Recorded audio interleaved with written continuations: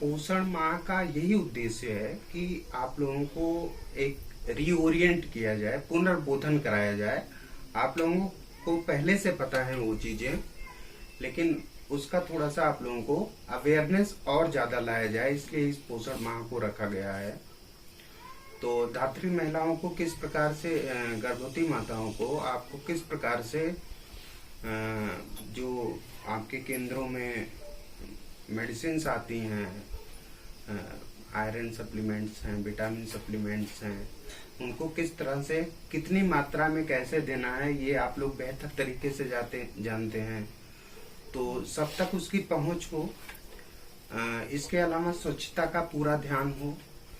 और बहुत सारे ऐसे परंपरागत भोजन होते हैं जो अपने आप में पोषण देने वाले होते हैं। और पहाड़ की तो हमारी परंपरा ऐसी रही है पहले से कि यहाँ पे हर भोजन स्वास्थ्य वर्धक है, किसी न किसी रूप में वो आपके हेल्थ को बढ़ाता है। अब ये बात अलग है कि हम उससे अलग हट गए हैं और उन खाद्य पदार्थों को भूल गए।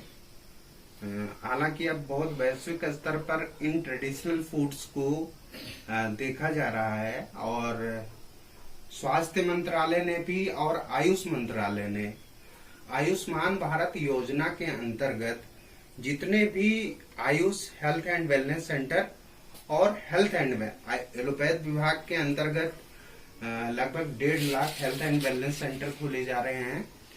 और आयुष विभाग के अंदर अभी प्रारंभिक चरण में लगभग 12,500 Ayush health and wellness centre खोले जा रहे हैं। अब in health and wellness centre का मुख्य उद्देश्य कम्युनिटी लेवल पे हेल्थ सर्विसेज को प्रोवाइड करना, अपार्ट फ्रॉम पैथी।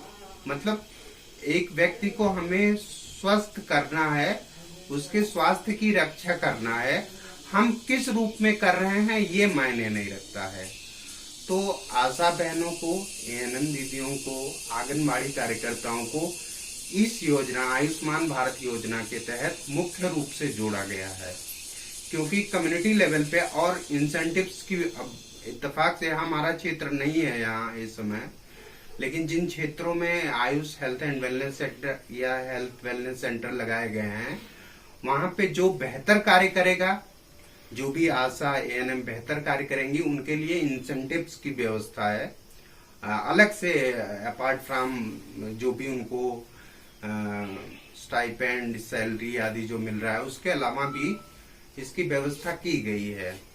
हालांकि ये चीजें आयुष मिशन के और नेशनल आयुष मिशन और नेशनल हेल्थ मिशन के अंतर्गत सभी आशाओं, एएनएम्स आदि को आयुष से जुड़ी हुई जितनी पद्धतियां हैं उनके बारे में भी जानकारी, चाहे वो प्रकृति परीक्षण हो, हर व्यक्ति की अपनी एक अलग अलग प्रकृति होती है और उसके अनुसार ही दवा लेने, दवा को सहने, खान पान को लेने। मतलब हर व्यक्ति एक तरह का खाना तो नहीं खा सकता। कोई किसी प्रकार की सब्जी खाता है, उसको पच जाता है, किसी को नुकसान हो जाता है। तो हर व्यक्ति की अपनी प्रकृति अलग अलग होती है, नेचर अलग अलग होता है।